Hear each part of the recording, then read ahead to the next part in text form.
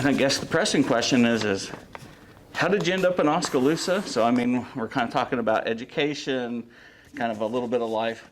How I ended up here. So I am an architect, so I came from the private industry. I spent quite some time in the building industry, so as a designer and as a contractor and as a general manager for manufacturing that is related to buildings and steel structures. So I decided to go for a graduate program in policy, public policy, that is University of Iowa, Urban and Regional Program. Okay. So yeah, introduced to the public interest right there, and I actually learned about Oskaloosa back then. Okay.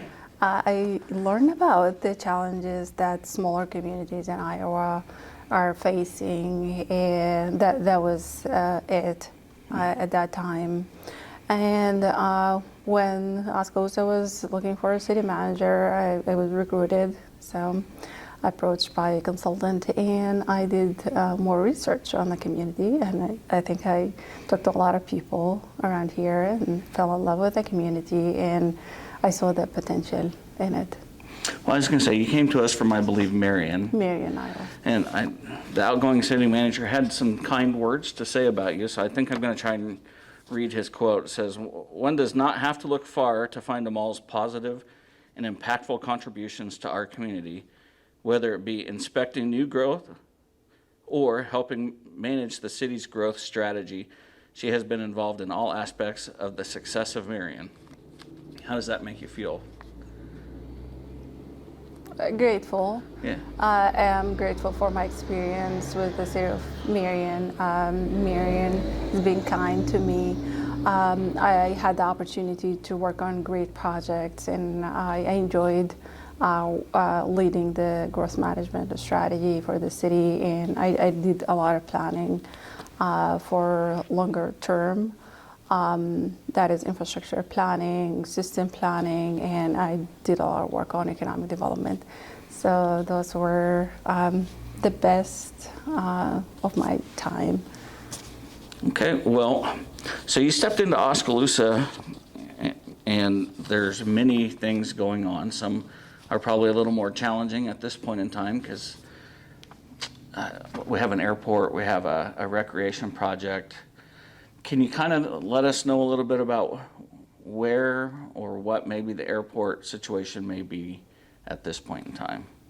The situation on the airport is still a proposal. There's a proposal for a regional airport. The city is still working on figuring out what is good for this community and how that proposal might be pursued. Still in the works. And the rec center, that's a great project. I believe it's a partnership with the YMCA and the school district. So it's a model for how nonprofit entities can come together for to work on quality of life in the community. And the airport as well, it's about economic development, and it's about the future of the community. So I feel it's a great proposal for the whole region, having a regional airport. So is Oskaloosa and Pella still working with the SCRAA to move that project forward then? So Oskaloosa and Pella make up the SCRAA. Mm-hmm. Okay. So then is that project, are you guys, Pella and Oskaloosa, working together then to continue that project, or are you just reevaluating what you may want to do or maybe cancel it completely? We haven't heard a whole lot, so I know the public's been asking about what that is going to be post the Supreme Court decision. Correct. So the city, I can speak for the city of Oskaloosa, still sees the proposal as a great proposal for the community and is still evaluating options on how the proposal can be successful. Okay. And I know that's got a lot of legal wrangling for you still at this point in time. I think there's a few closed sessions maybe that have happened. And then this one's probably had a few closed sessions too, because You weren't around, but I did a FOIA request on this, and I saw that there was some troubles with some aspects of the recreation center, and I wrote about that. Recently, I've had a few people come to me frustrated. I think one quote was, "Where do I go to get a refund on my donation to that?" So, with that in mind, what kind of reassurances, or maybe not, that we can give the people of Oskaloosa that that project's still moving forward? The project is still moving forward. We're still working through the timeline. There is delay, as it's the case with construction projects, and we're working on how we can speed up that process. There are impediments in a way, but the city is working on completing that project, and it will be completed. And it's a great asset. It's going to be a great asset for the community. Do we have a timeline that we're kind of looking at, that we might cut a ribbon and everybody gets to jump in the pool? Hopefully soon. Hopefully soon. I don't have a date yet, so we're working with the contractor on getting us an updated timeline for the delay. Okay, yeah, I know that's a question that several in the community have had as to where that. So the other one, and I apologize, I've not had a chance to sit down with the city manager for almost a year, so I didn't say it earlier, but welcome to Oskaloosa. Thank you. Thank you. Kim. I just had so many questions. I was so excited to get to these because that's what I love to do. And you got to step into a time where there was a lot of change in town, so I'm sure that that's very challenging for you. Lane diet. I'm sure you've probably read some on social media or heard about it. There seems to be quite a bit of backlash about lane diets, which isn't all uncommon. I've read several other communities when lane diets happen, 4 lanes to 3 lanes. Can you tell me what you think the benefit of a lane diet is for a community, and is there a chance that if it just doesn't work out, Oskaloosa goes back to 4 lane? Yes, this project as well is about the future, and it's done with the safety, with our resident safety in mind. So 3 lanes, according to DOT, are safer. So that's our major thoroughfare, and it's the state right away. Eventually will end up being city jurisdiction. Mm-hmm. And we have businesses on both sides. We want people to turn in a safe way.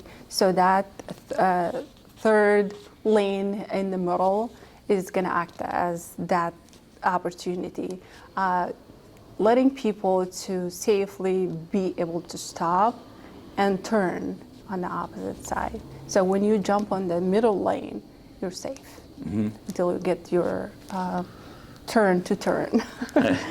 And people express concern because the fast food places get to be very busy at times at lunch hours, after ball games, those kinds of times, and they're worried that traffic's going to back up on the highway, and it's going to end up impeding traffic a lot more than it benefits.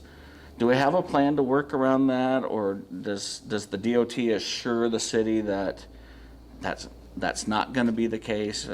How do I best or help, or maybe you help explain to the citizens that we're going to definitely be monitoring that and see what we can do to help prevent that? Definitely, that was a consideration, and the city will be working on that as well.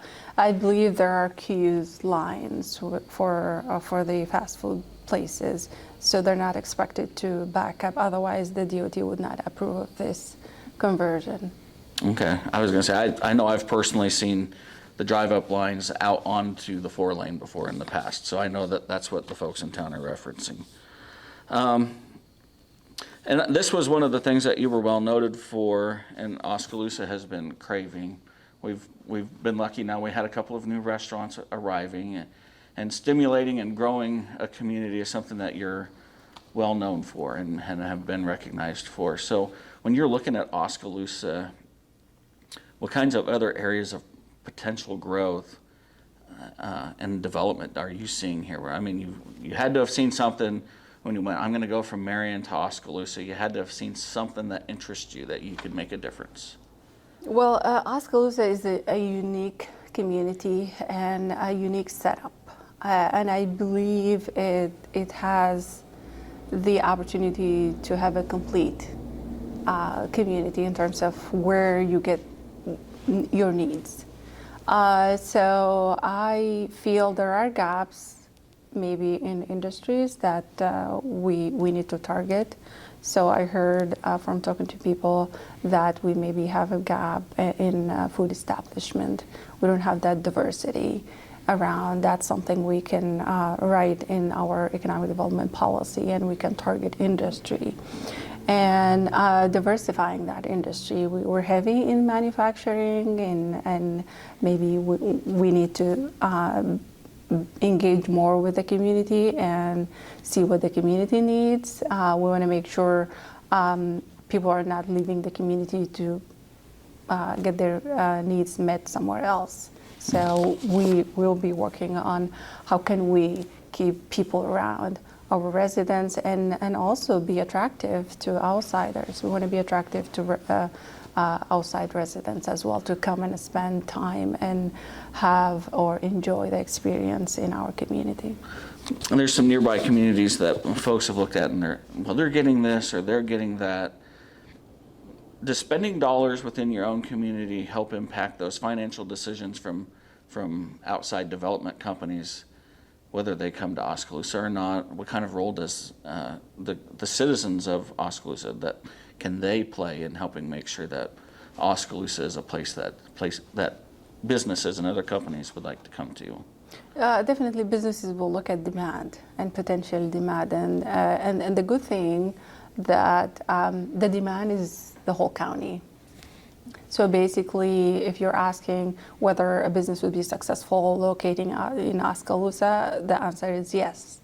And because there are different options for businesses, you see communities competing in terms of incentives. What can you offer a business to locate in here? Mm-hmm. Because they can locate anywhere and have the same population and to be their service population. Okay. So one of the other concerns that folks have talked about, want to know a little bit more about, is the water wastewater projects that are going on. And like I said, poor you jumped in the middle of all of these. And they're exciting projects. So, I mean, do you like to tackle these, or are you like, oh my goodness, I can't wait till these are over till I have my own problems? Yes, that's what makes my job interesting. I like to work on those big projects, and because I like to solve problems, and I like to strategically figure out a better way or maximize. And what we do, we're always about maximizing benefits and minimizing cost. So the wastewater treatment facility, we will be engaging in here soon. Right now we're working on how to fund it, how to finance that big project. And we're doing modeling in the financing. And our goal is to lower the impact on the homeowner. Mm-hmm. And that's a goal. We're looking in every way, including getting outside assistance and leveraging what we have to, again, maximize the benefit and minimize the cost on the homeowner. I was going to say, I think recently there was some concern that the cost of that project had almost doubled from when it was originally planned. And of course, in this day and age, construction costs have gone wild. Does that make it difficult for folks like you that are trying to strategize how to maximize the money, the public monies, to meet those needs of not just the citizens, but what other government entities that, are saying that you have to do, like the DNR? Definitely, it would have been easier if the city invested in that a couple of years back, because everything went up.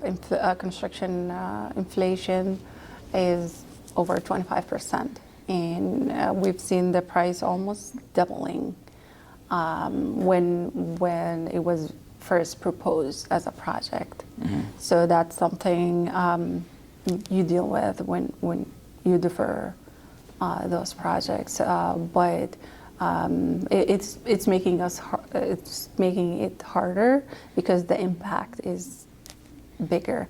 But we'll work on spreading that out over time, at least over maybe 40 years, because the life expectancy for that project is close to 80 years. Mm-hmm.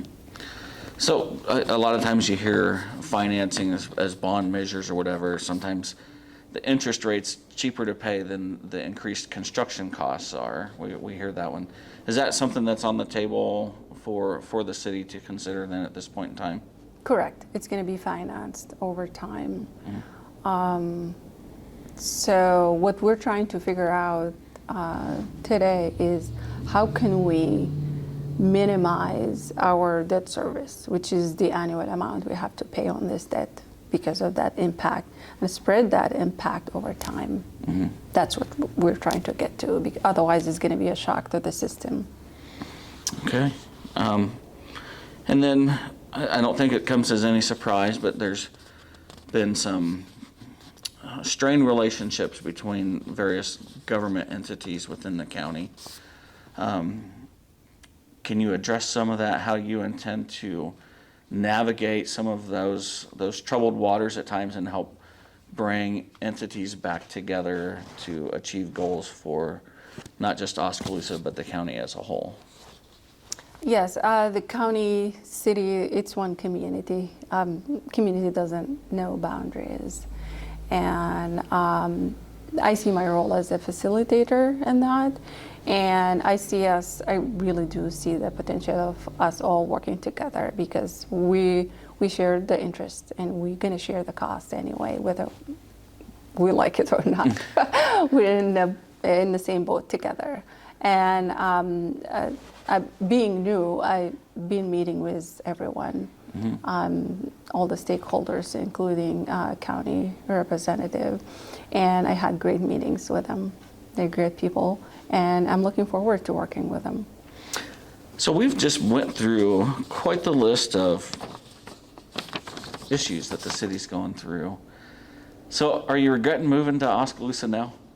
Still happy that you made this decision, even though this list proves to be quite challenging at times? I am enjoying my time here, and I look forward to the next chapter as well. Mm-hmm. And I think we are on the right path where I appreciate the people, and I appreciate the opportunity to work on those great projects. And I think we have a momentum.